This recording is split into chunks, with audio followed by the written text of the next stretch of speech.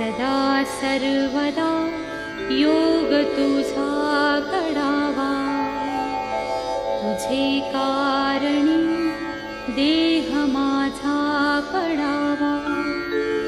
उपेक्षू नको गुणवंता अनंता, रघुनायका मागणी हेची आता.